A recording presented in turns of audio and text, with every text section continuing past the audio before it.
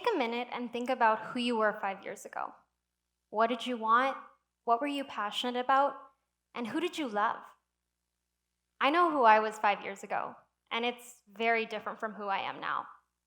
So let me tell you about myself then. It's late 2017, and I was certain I knew what I wanted out of life. I wanted to be a mother, to raise a family, and to have 5 kids. I also wanted a husband who could provide for our family. With some thoughtful encouragement from my mom, I made the decision to put myself out there. After about 2 weeks, I went on my first date, and it was perfect. It was one of the best first dates I'd ever been on. The chemistry was undeniable. I was 19 and he was 24, and I love an older man. We spent an absorbent amount of time together, going to yoga, going on dates, and he paid for everything. I loved how assertive and charming he was. He was also super hot and super tall, like a foot taller than me. And I loved it. On most nights, we'd watch a movie together, and on Monday nights, we'd get together to watch The Bachelor. After about 2 months of dating, things seemed to be progressing well. That Tuesday was his birthday, and I went over to his house to bring him cupcakes. On Friday, he came over to my house to meet all my friends for the first time. That Sunday was St. Patrick's Day, and we went back to his place after a day of partying. We cozied up in bed, ordered in some food, and started to watch a movie.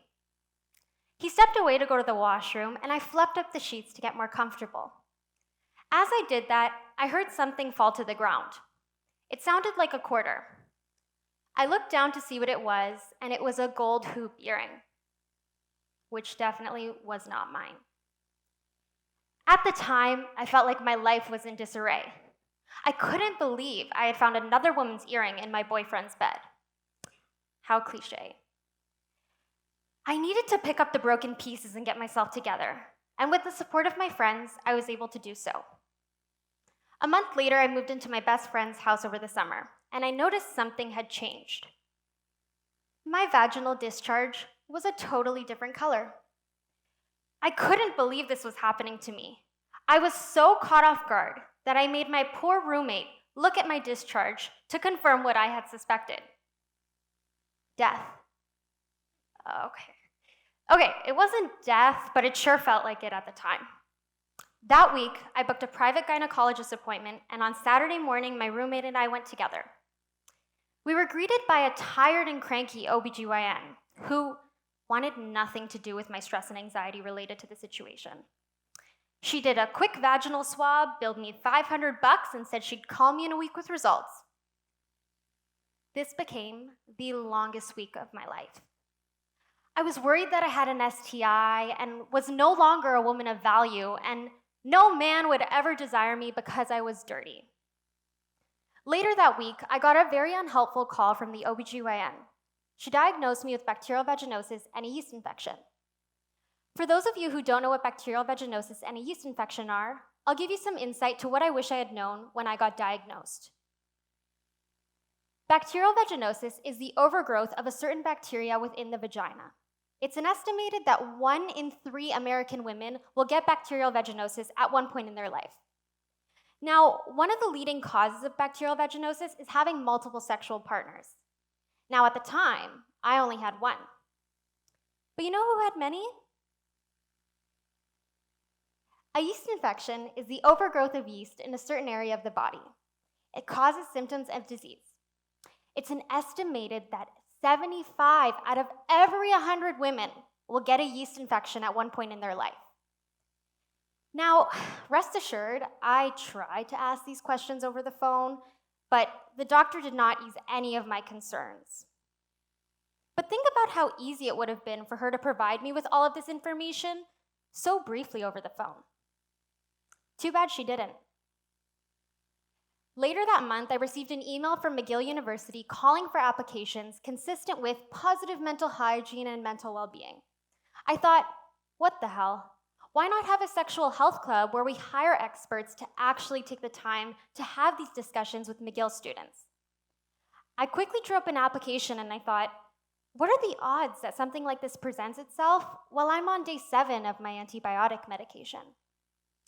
I drew up an application for a group called Ladies Let's Talk About Sex, where the objective was to provide women with sexual education seminars to be hosted in January of 2020.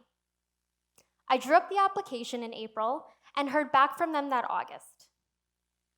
When I heard back from the fund, they let me know that the application was accepted, and I was so excited to finally launch this project. I had to gather a team together and seek out specialists to discuss these conversations with us at the event. In January 2020, we held our first seminar. Me and 9 female volunteers had a discussion with a gynecologist and a sex therapist.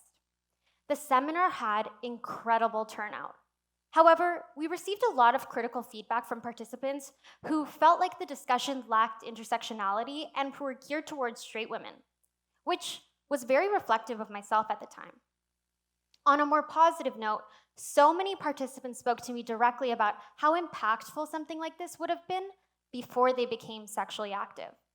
And this is a concept that has followed me throughout this whole journey, and is something some of you are probably thinking about now.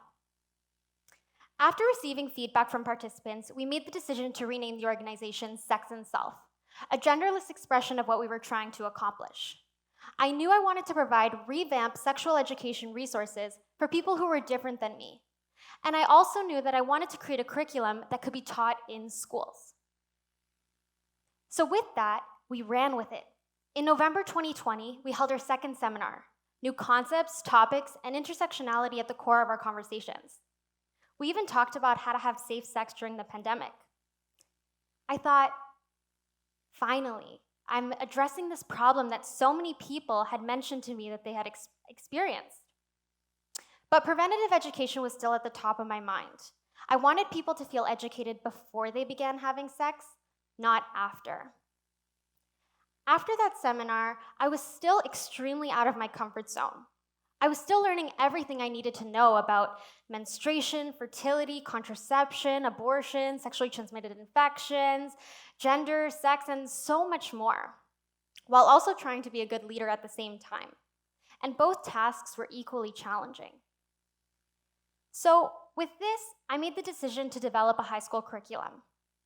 The project would be adapted to the Quebec Education Program, where lesson plans on consent, masturbation, and healthy relationships would be taught to high school students.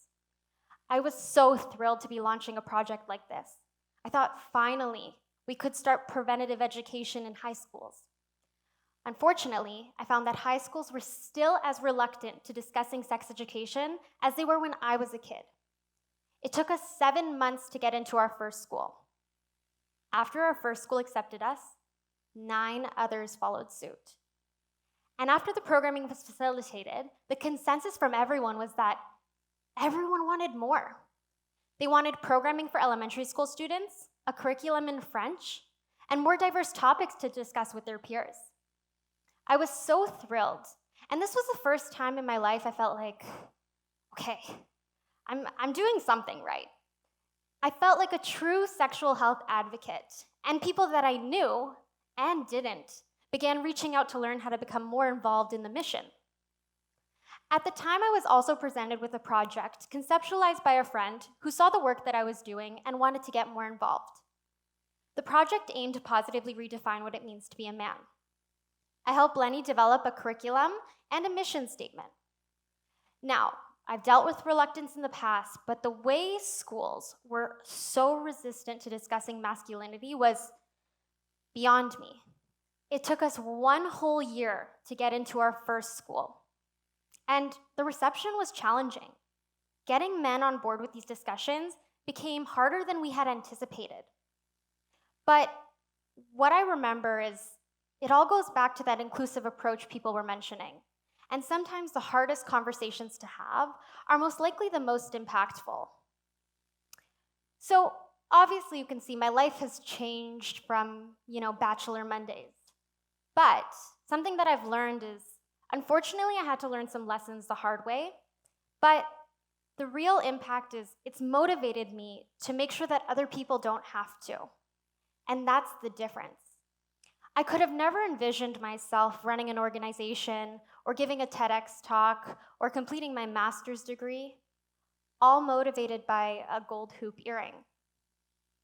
It's hard to conceptualize how I ended up here, how the fast-paced growth of my organization has shaped the way I viewed the world, but I really like to come back and to reflect on who I am.